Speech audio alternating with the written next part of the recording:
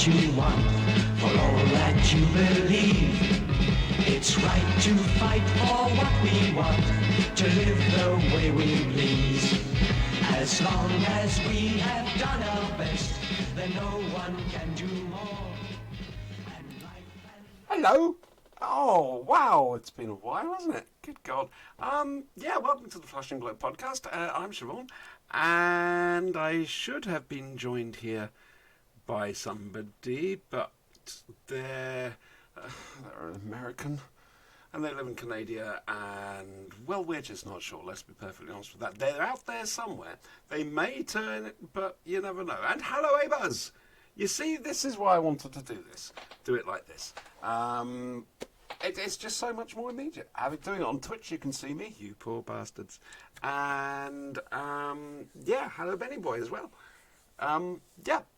So hopefully Brian will turn up at some stage. I have no idea at all. Anyway, well, what can I say? It's been a while, hasn't it? Let's be honest here, it really has. But I got things to say now, and I got a new format to try it out on. Feel free to comment, throw insults at me, well, whatever you fancy, to be honest. Ask questions, anything like that. It has been too long. You're quite right, Benny Boy. Yeah, but I'm looking forward to this.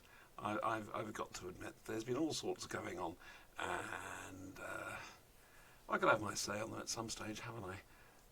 Possibly not tonight for the moment. We're going to ease ourselves in tonight. We've got a big finish review, Daughter of the Gods, and also, she said, reading over here, for those of you who do not already have it, we'll have a, hang on, it's going to go that way, no, it's going to go that way, got to go that way. Anyway, yes, the Target book, we'll be having a little look at that as well. Possibly, you, A-Buzz, I'm not entirely certain. This is going to be put up on YouTube, so that, well, if you want to go back and watch it for some stupid reason, you're more than welcome to. But for the moment, we're here, we're on Twitch, which, like I say, grants a certain immediacy to things, which I quite like, if I'm honest with you. Yeah, I'm all snuggled down in a dressing gown, by the way, because it's bloody cold, and I'm having a cigarette. Ha! Those of you who know the Flash and Blade of old will know the sort of nonsense we get up to. And again, I was so hoping that Brian would be here, but apparently not. Still, there we go. So, what news? There's got to be news, isn't there? There's nothing definite, is there? I mean, there was that really nice trailer, that very interesting looking Cyberman. Cheers, by the way. And of course, Jadoon. Do that solo. Getting confused. Anyway, so yeah, like the trailer, looking forward to the new series very, very much. Enjoying Ward Worlds, enjoying. Oh yes, of course. Except I can't remember the name. His Dark Materials. I got there eventually. Jesus Christ, I've got so old and crap. I really have. His Dark Materials, yeah. I never saw the film, what's it, The Golden Compass, based on the same book. But, this generation's wolves are running. Hang on, I've got a message from Brian. Don't panic, he says. I have no idea what that means. Oh, he's actually here. Ladies and gentlemen, please welcome my plucky girl assistant, Brian. Hello. Now, Brian, you're what's known as an American, aren't you? I am of that variety, yes. And you live in Canada? No. I live in a place called New York. Which one? There's two of them. The state. Mm-hmm. Three of them. My mistake. And do you like it there, Brian? Is it good? It's okay. Wow, he sounds cheerful. Listen, tell us about your pedigree. Your Doctor Who stuff. When did you start watching and that sort of thing? When did I start watching Doctor Who? Yeah, go on. Television girls. I started when I was 4 years old with the Ark in Space, a Tom Baker episode. Was that one of the PBS showings? Yes, that was one of the PBS showings. I remember it clearly because the green larva thing freaked me the heck out. Do you still have a problem with bubble wrap? No, no, no. But at 4 years old, it looks like green Have slime you? on your arm and it's eating you up, and it was just creepy as all hell. Oh, BBC Visual Effects, job done, my guys. Yeah, I mean, I watched it. Ooh, I would have been 1975, and I wasn't that much older. And yeah, that was creepy. I enjoyed that. And so, tell us more. Have you been watching it regularly? I mean, what sort of a I fan watched are it you, Brian? I watched it regularly as a kid. Um, then you get to be too cool for this kind of stuff. Oh, damn straight, yeah. Yeah. So I stopped for a little while. That was pretty much midway through the Fifth Doctor. Righto, yep. Okay. So what, 80s or 90s for you? About 80s. Okay, so you're nearly old. Yeah, I was. Yeah. Good. I don't like to say I'm older than dirt, but I did see it when it was in theaters. I'll face facts. I mean, you can't be as old as me. I've got really old and crap now. It's terrible. Oh. Hello, Zister Christian. Welcome. And yeah, Benny apparently started with poetry. Oh, so old. That was the same for me. I've got a clear memory of watching Day of the Daleks and vague memories of bits from the previous year. Probably Terror of the Autons, if I'm honest with you.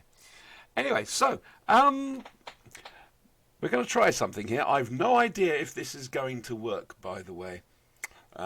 So hopefully, now from the world's BBC Television's Doctor Who is Doctor Who.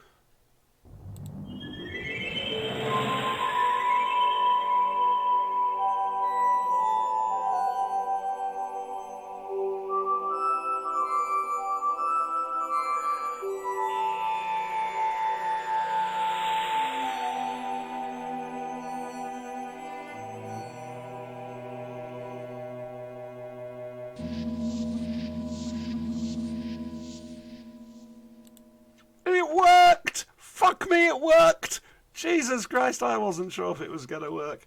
Ah, dear. So, hey, Daughter of the Gods, the second Doctor Who, and his plucky girl assistants, Zoe and Jamie, they're having a little walk down the TARDIS.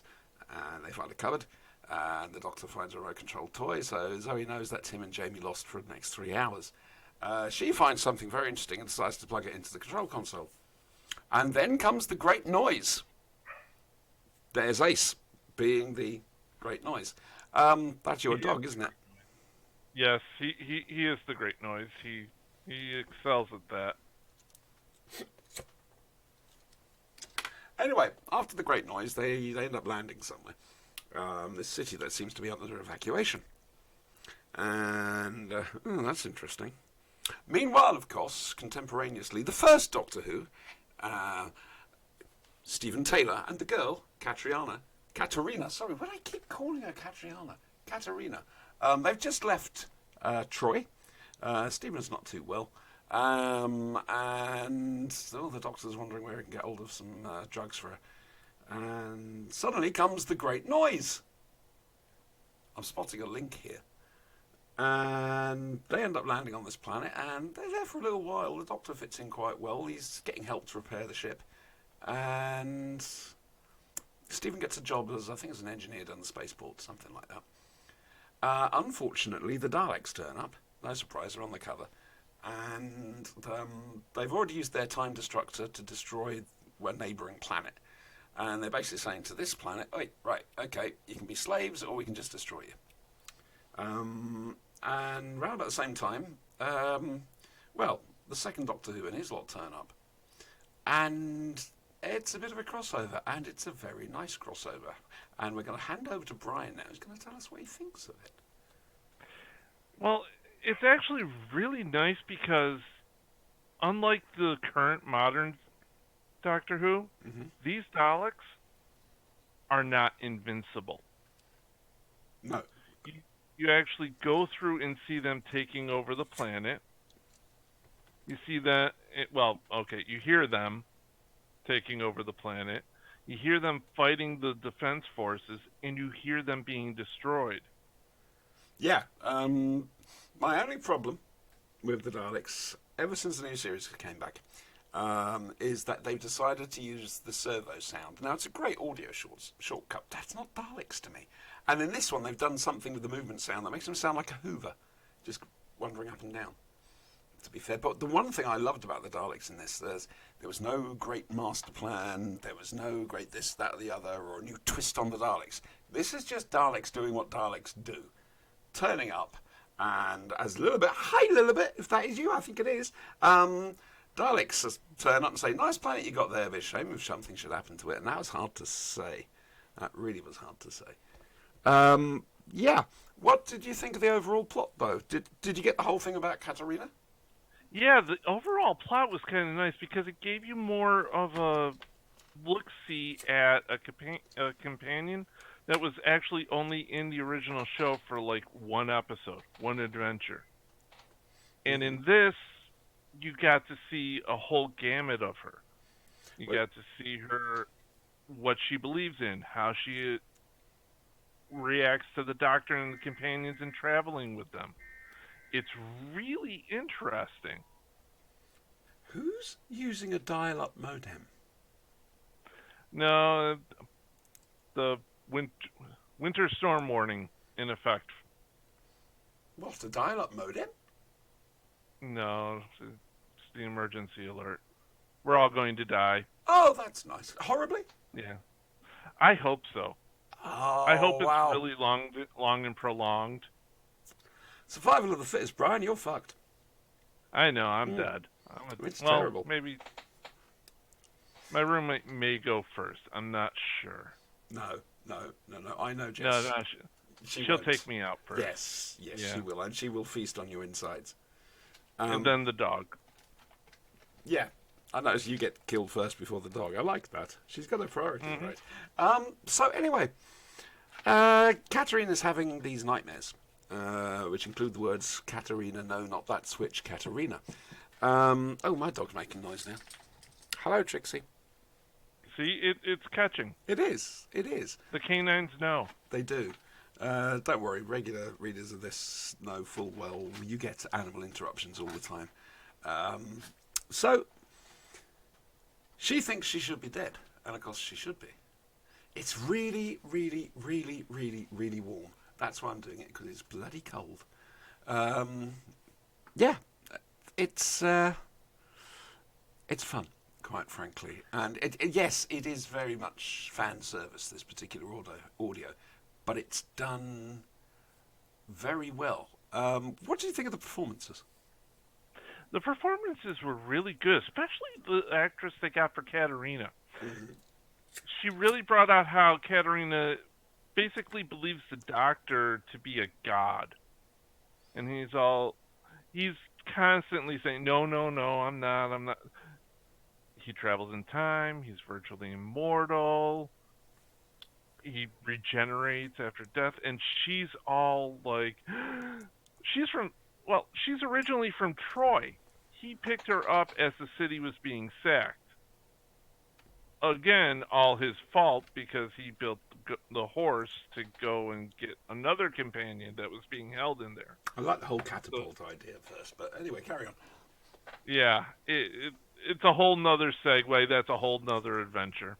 We'll have to do that one day. But he felt remorse, and he picked her up as, all the people of Troy are being put to the sword. Mm-hmm. So she thinks she's already dead. And she does it all throughout the program. Well, she's having these nightmares as well, isn't she? These visions. She does. There's a little thing in there about her being a psychic sensitive. Mm-hmm. Yeah. But she was originally a slave, and she was told by her mistress that no, someone of your position cannot be be blessed with this, which, yeah, okay, right, whatever. No, it's good. I came to a bit of an epiphany listening to this. Yeah, this was an odd one for me. See, I've always tended to avoid the first and second Doctor stories, because having heard Peter Purves and Fraser Hines just in little offshoots in like their multi-Doctor adventures that they do, it didn't grab me, and I just thought, no, I'd enjoy it if, say, for example, Chris Thompson played the second Doctor, and God forbid I ever end up playing the first Doctor, but it just never grabbed me. And so this is the first one I've actually sat down and listened to of the early adventure stuff that I've listened all the way through to, and I get it. Dear God, I get it. No, all right, Fraser and Peter don't actually have the voice spot on, but their interpretation of it, the characterization, well, yeah, it is just the characterization of it, the little asides and the way things are said. You can tell that they know their Doctors, and they know it really well, and I get it. I just get it so well now. There's no fool like an old one, but they're superb. They're absolutely superb at what they do, and the script really did serve them for that as well, I thought. Definitely. I love the interplay between the two Doctors. Yeah. Because one hates the other. Well, yeah, but one of them has a reason to. Yeah, and it's not so much as he hates the other, he hates what he's becoming. That's true as well. Yeah, but I don't want to say any more without giving it away. That's the problem. Right? I can't recommend this one highly enough, quite frankly. You need to go to the There finish and are buy a this. lot of nuances in this play. Yeah. That I think people will, if they really pay attention and leave themselves open to it, will really enjoy. No. Otherwise, it's just a neat little trip in space and adventures with multiple Doctors. Nah, it's cool. I mean, I'm not sure if it's the sort of thing a casual listener could listen to. But hopefully it's made clear enough about Katarina. I'm just not entirely certain. But of course it all ends up, fairly obviously, it has to do with her death. Why are the Daleks using a time disruptor? Why didn't they end up on Campbell? She is the hero. Oh, very much so. She does make the heroic sacrifice. She is definitely the hero of this story. Yeah. It's not the Doctor, not by any stretch of the imagination. Very much not. I rather enjoyed that. Moving on, because we're going to move on. We're not going to make these long, I don't think. I think it'd be silly to. Now, this is something you haven't read. It's the Target storybook. It's been out a few weeks now. I'm not entirely certain, but this is the first chance I've had to review it. Do you want me to read you a story, Brian? Sure. No. Read me a story, Auntie. No. That's something I'm actually thinking about doing. It depends on what the guys and girls say. No, do, please, Sister Christian. It really is worthwhile. And like I say, Purves and Hines knock it out. They may not have the voice perfect, but the characterization is just... It's spot on. It's wonderful. Anyway. In memory of Tommy Domovand. Hopefully those of you who knew him. He's a really great fan. Great bloke. I'm glad they put that there. So this... Well, it's exactly what it says in the tin. It's a load of short stories in the Target mould, which take place in and around adventures that we already know. And it also features Terence Dix's last professional work, apparently. A second Doctor series 6B story.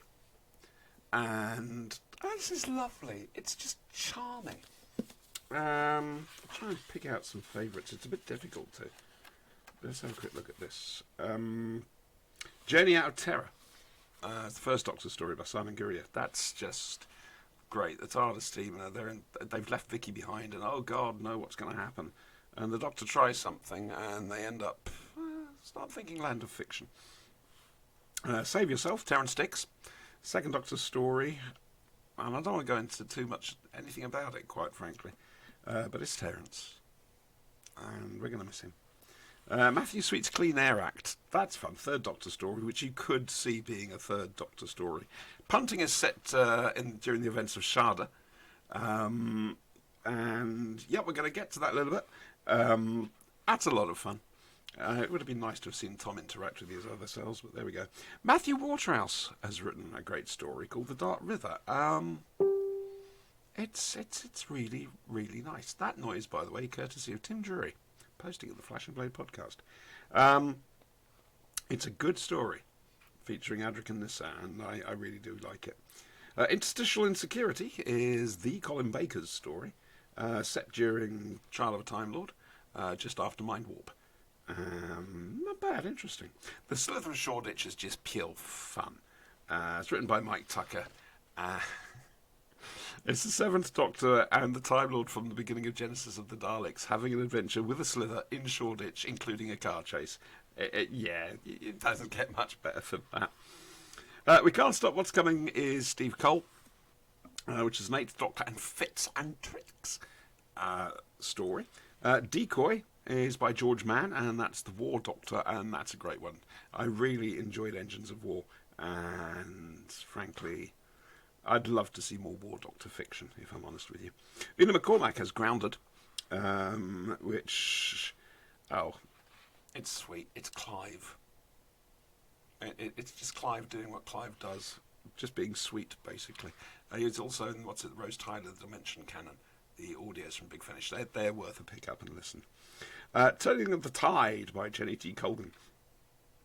Rose and the Metacrisis Doctor, which is interesting. Citation Needed is Jack Rayner. Pain Management, Beverly Sanford. I'll be here forever while I was talking about them. And Letters from the Front. I will mention Letters from the Front to tie into Demons of the Punjab, written by Vinny Patel. And that's a hard one to read, having seen the story, knowing about it. I really recommend it. What's the price on this? Doesn't say. Yes, it does. $16.99. That's a good Christmas present, quite frankly, if you're looking for something you can hit somebody over the head with, quite frankly, if they start insisting you eat sprouts. So, Brian, Yes. The last series, did you see it with Jodie? I saw half of it. I'm going to admit it kind of lost me. It shifted time spots from Saturdays to Sunday nights, and I unfortunately have to get up early for work. Well, damn it, that's damned inconvenient, isn't it? It is. It really is. Is there any way we can get you to catch up? There is. I believe it's actually available on BBC America. Well, you know what you're going to need to do, don't you, love? I'm gonna have to binge watch. Oh no, the horror. Where did you get up to? Can you remember?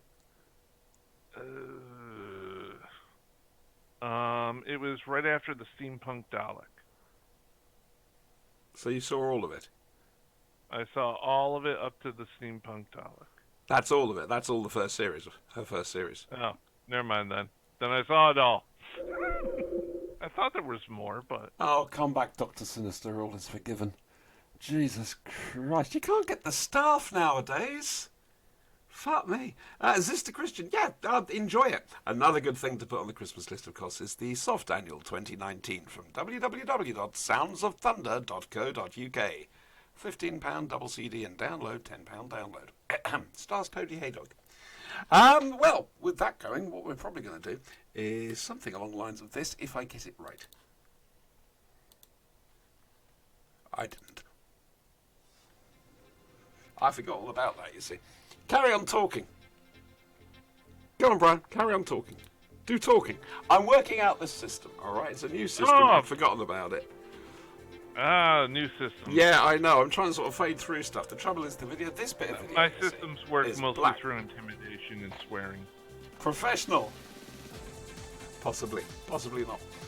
Ah, dear. Well, what we'll do is, how about next week we have a little chat about Jodie and the series? Sounds good to me. It does. It does, really, doesn't it? Yeah, I can fit her in a lot at work. Okay, fair enough. All right then, that basically was Doctor Who.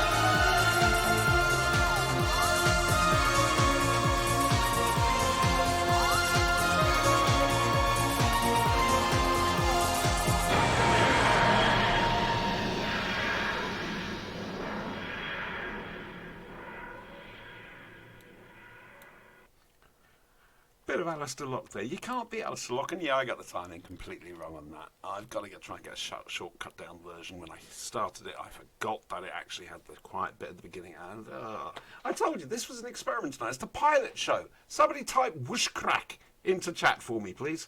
Whoosh crack, if you wouldn't mind. Benny boy, you can do that. We did a whoosh crack. It's a pilot episode. Every pilot episode I've ever done has had a whoosh crack. You can understand that, can't you, Brian? I can understand that. Yeah, I don't know. Whoosh crack, there we go. We've got it. We are now officially a pilot episode. Ah, dear. That's what I like to see. Obviously, we've got no letters. If you want to send emails, Macfadyan, MacFadyan, @gmail.com. All right. This isn't going to be made as a podcast, but it will be on YouTube for posterity. And I suppose what I should do is pop this in the link. And you're going to get a bit of Windsor Davis now because, you know. Oh dear, outside, never mind. I really should have sorted this out now. Where is my channel? My channel is here. So if I go to your channel, you see, and there we go. I am not going to read out that email address because that's just bloody silly.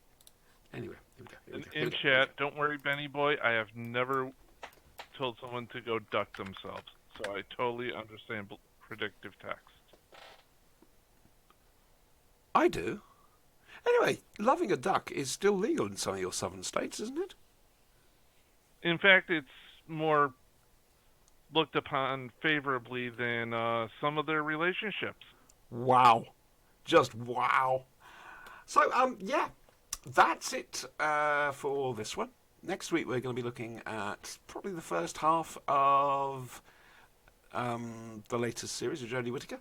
I'm warning you now, if you come on here and you're going to give it the large about Jodie Whittaker being awful, you're not going to be in very good company. Yeah, I don't want to hear anything about her being awful. Yeah, all right. I finally understand why all the girls say the Doctor is hot. Totally get it. Right, okay. Well, thanks for that. Cheers. Yep. Like I say, feel free to be sending. I will slap you. I will, Neil. I'm guessing that's Neil. It can't be Sue. Thanks. Look what you've done to me now. That's it for tonight. Like I say, tonight was an experiment. Brian had to run in very quickly. But we'll be... Are you free for next Saturday, same time? I will be. Righty-ho then. Okay, that's it for the moment then, guys. Thanks so much. Feel free, if you click the follow button, I think it is, you get an email or something like that. So take it easy. Say goodbye, Brian. Goodbye, Brian. Every bloody time.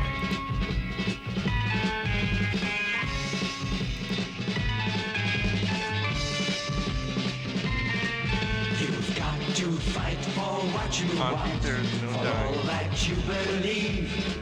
It's right to fight for what we want, to live the way we please.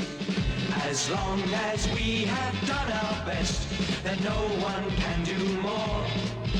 And life and love and happiness are well worth fighting for. They're well worth fighting for.